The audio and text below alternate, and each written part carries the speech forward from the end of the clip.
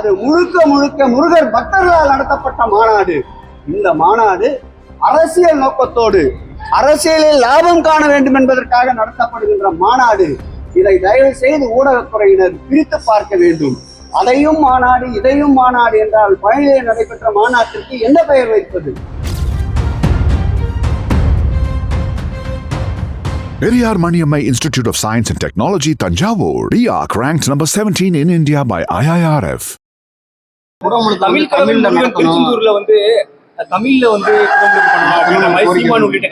நிறைய பேசினார், அதெல்லாம் சொல்ல மாட்டேன்றீங்களா? அதுல அடிப்ப இதுல அடிப்பலாம் தமிழ் கடவுள் முருகனுக்கு தமிழ்ல பண்ணணும் அப்படின்னு சொல்றாரு. அதை என்ன சார் பாக்குறீங்க? இந்த ஆட்சி ஏற்பட்ட பிறகுதான் நம்முடைய பழனியிலே அது குறித்த வழக்கு நீதிமன்றத்திற்கு சென்றது.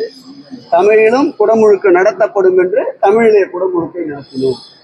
என் அப்பன் மருதமலை முருகனுக்கும் இதே போல் குடமுழுக்கிலே தமிழே நடத்த வேண்டும் என்று நீதிமன்றத்திற்கு சென்றார்கள். அங்கேயும் தமிழிலே குடமுழுக்கு நடத்தப்படும் என்ற உத்தரவாதத்தை அளித்தோம். அங்கேயும் தமிழே முருகனுக்கு குடமுழுக்கை நடத்தினோம். இன்னார் சொல்லிதான் நாங்கள் நடத்த வேண்டும் என்பது அல்ல.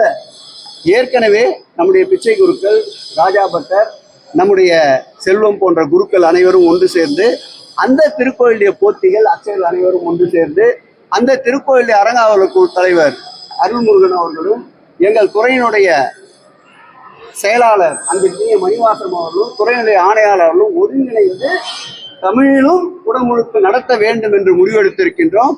நடைபெறப் போகின்ற ஒன்றை நாங்கள் ஆர்ப்பாட்டம் முற்றுகை என்ற பிறகுதான் இது நடந்ததாக கூறுவதற்காக தானாக கணிகின்ற கனியையும் எங்களுடைய மந்திர சொற்களால் தான் கனிந்தது என்று சொல்வதை போல இருக்கின்றது. இந்த ஆட்சியை பொறுத்தளவில் இந்த ஆட்சி ஏற்பட்ட பிறகுதான் தமிழிலே அர்ச்சனை செய்பவர்களுக்கு அர்ச்சகர்களுக்கு வருகின்ற கட்டணத்தில் 60% அர்ச்சகர்களுக்கு வழங்கிய ஆட்சி இந்த ஆட்சி. இந்த ஆட்சி ஏற்பட்ட பிறகுதான் 13 புத்தகங்களை போட்டி புத்தகங்களை மறுபதிப்பு செய்து வெளியிட்ட ஆட்சிதான் மாண்புமிகு தமிழக முதல்வருடைய ஆட்சி. இந்த ஆட்சி ஏற்பட்ட பிறகுதான் தமிழிலே அர்ச்சனை செய்யப்படும் என்று பதாகை வைத்து அந்த அர்ச்சனை செய்கின்ற அர்ச்சகருடைய பெயரையும் அவருடைய கைபேசி எண்ணையும் அறிவித்த ஆட்சிதான் எங்களுடைய ஆட்சி என்பதை பெருமையோடு சொல்லிக்கொண்டு எங்கும் தமிழ் எதிலும் தமிழ், இதுதான் திராவிட மாடல் ஆட்சியுடைய நாயகன் எங்கள் முதல்வருடைய கொள்கை.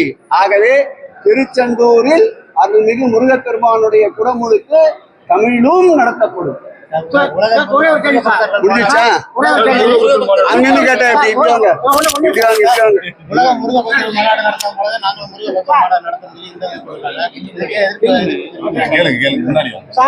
ஒரு சிறிய விளக்கம்.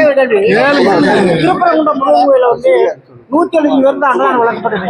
அது மேம்படுத்தப்படுமா சார்? சார்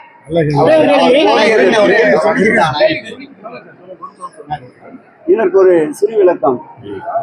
அனைத்துலக முருகர் பக்தர் மாநாடை பொறுத்தளவில் நாங்கள் சென்று எந்த அரசியல் கட்சியும் அழைக்கவில்லை, எந்த அரசியல் சார்புடையவரையும் அழைக்கவில்லை, கட்சி சார்பிலே எந்த விதமான கேட்கும் தரவில்லை, அல்லது மத சார்புடைய எந்த விதமான அடையாளமும் அங்கு பயன்படுத்தப்படவில்லை. முழுக்க முழுக்க அறநிலையத்துறையினுடைய பணி அது. தமிழ் கடவுள் முருகனுக்கு பெருமை சேர்க்க வேண்டும் என்று அறநிலையத்துறைய பணி. நாங்கள் எங்கும் சென்று வாகனத்தை ஏற்பாடு செய்கிறோம், அந்த மாநாட்டிற்கு வா என்று அழைக்கவில்லை. நாங்கள் எங்கும் ரசீது புத்தகத்தை அடித்துக் கொண்டு ரசீதை வசூலிக்கவில்லை. எங்களுடைய செல்வாக்கை பயன்படுத்தி ரயிலை இலவசமாக கட்டணம் இல்லாமல் அனுப்ப வேண்டும் என்று நாங்கள் உத்தரவு பிறப்பிக்கவில்லை. முருகர் பக்தர்கள் மாநாடு 2 நாள் என்று வடிவமைத்தோம். கிட்டத்தட்ட 500க்கும் மேற்பட்ட கலைஞர்கள் பங்கேற்றார்கள். 27 உலக நாடுகளிலிருந்து முருக பக்தர்கள் அந்த நிகழ்ச்சியிலே பங்கேற்றார்கள். சீனா, ஜப்பான் போன்ற நாடுகளிலிருந்து கூட பரவசம் ஊட்டுகின்ற அளவிற்கு வருகிறார்கள். அங்கே முருகனுக்காக பிரத்யேகமாக 3D என்ற ஒரு காட்சியை வடிவமைத்திருந்தோம். 2 நாட்கள் தான் அந்த காட்சி என்று இருந்த நிலை பக்தர்கள் கூட்டம் அலைமோதியதால் 10 நாட்களை நடத்தினோம். லட்சோப லட்ச மக்கள் திரண்டார்கள். எங்கும் அரசியல் வாழ இல்லை. நீதியரசர்கள் வந்தார்கள், ஆன்றோர் சான்றோர் பெருமக்கள் வந்தார்கள், அடியார்கள் வந்தார்கள், உண்மையான முருகர் பக்தர்கள் வந்தார்கள். அது அரசின் சார்பிலே இந்து சமய அறநிலையத்துறையின் சார்பிலே நடத்தப்பட்ட மாண்புமிகு தமிழக முதல்வர் அவர்கள் 10 கோடி ரூபாய் நிதியுதவி அளித்து நடத்தப்பட்ட மாநாடு அரசின் சார்பிலே. அந்த மாநாடு என்பதை அழுத்தம் திருத்தமாக பதிவு செய்கிறேன். அது முழுக்க முழுக்க முருகர் பக்தர்களால் நடத்தப்பட்ட மாநாடு. இந்த மாநாடு அரசியல் நோக்கத்தோடு அரசியலில் லாபம் காண வேண்டும் என்பதற்காக நடத்தப்படுகின்ற மாநாடு. இதை தயவு செய்து ஊடகத்துறையினர் பிரித்து பார்க்க வேண்டும். அதையும் மாநாடு இதையும் மாநாடு என்றால் பழனியிலே நடைபெற்ற மாநாட்டிற்கு என்ன பெயர் வைப்பது? ஆகவே இந்த ஆட்சியை பொறுத்தளவில் எல்லோருக்கும் எல்லாம் என்ற தாரக மந்திரத்தோடு செயல்படுகின்ற எங்களுடைய முதல்வர் எந்தெந்த மதத்தினர் அவர்களுடைய வழிபாட்டிற்கு அமைதியான சூழல் வேண்டும் என்று விரும்புகிறார்களோ அமைதியாக அவருடைய வழிபாடு நடத்த வேண்டும் என்று மாண்புமிகு முதல்வர் முயற்சித்துக் கொண்டிருக்கின்றார். மதத்தால், இனத்தால், மொழியால் இந்த மக்களை பிளவுபடுத்த ஒருபோதும் இந்த மண்ணிலே திராவிட மாடல் ஆட்சியுடைய நாயகன் மாண்புமிகு முதல்வர் இடம் தர மாட்டார். முருக பக்தர்களும் இதை நன்றாக உணர்ந்துள்ளார்கள். அதனுடைய முடிவு 2026 நடைபெறுகின்ற சட்டமன்றத்திலே வெளிப்படும். Periyar Maniammai Institute of Science and Technology, Tanjavur. RIAC ranked number 17 in India by IIRF.